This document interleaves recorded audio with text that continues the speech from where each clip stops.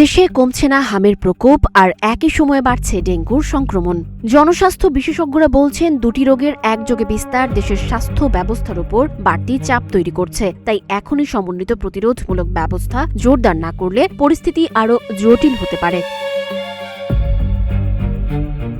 স্বাস্থ্য অধিদপ্তরের তথ্য অনুযায়ী চলতি বছরের ৩০ জুন পর্যন্ত ডেঙ্গুতে মারা গেছে ১৮ জন। এর মধ্যে শুধু জুন মাসে প্রাণ হারিয়েছে ১৩ জন।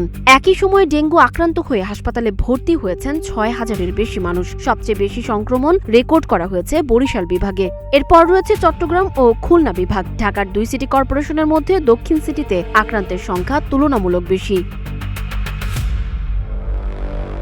জনস্বাস্থ্য বিশেষজ্ঞ ও জাহাঙ্গীরনগর বিশ্ববিদ্যালয়ের অধ্যাপক ড কবিরুল বাশার সতর্ক করে বলেছেন, আগস্ট-সেপ্টেম্বরে ডেঙ্গুর পরিস্থিতি আরও খারাপ হতে পারে।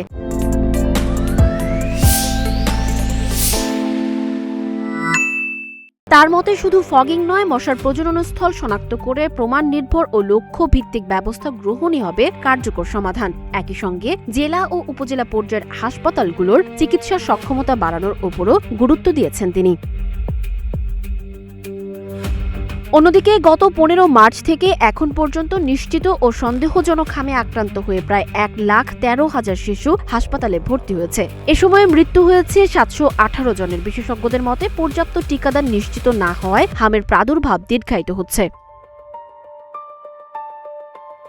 স্বাস্থ্য অধিদপ্তরের সাবেক রোগ নিয়ন্ত্রণ পরিচালক ডা বেনজির আহমেদ বলেন, হামের সংক্রমণ নিয়ন্ত্রণে অন্তত ৯৫% শিশুকে টিকার আওতায় আনতে হবে। আর জনস্বাস্থ্য বিশেষজ্ঞ ডা এম মুশতাক হোসেনের মতে শুধু বিশেষ টিকাদান কর্মসূচি নয়, নিয়মিত টিকাদান কার্যক্রম আরও শক্তিশালী করে টিকা থেকে বাদ পড়া শিশুদের শনাক্ত করতে হবে। বিশেষজ্ঞদের অভিমত, ডেঙ্গু নিয়ন্ত্রণে কার্যকর মশা ব্যবস্থাপনা এবং হাম প্রতিরোধে শতভাগ টিকাদান নিশ্চিত করা এখন সময়ের সবচেয়ে বড় চ্যালেঞ্জ। সমন্বিত উদ্যোগই পারে জনস্বাস্থ্য সংকটের ঝুঁকি কমাতে।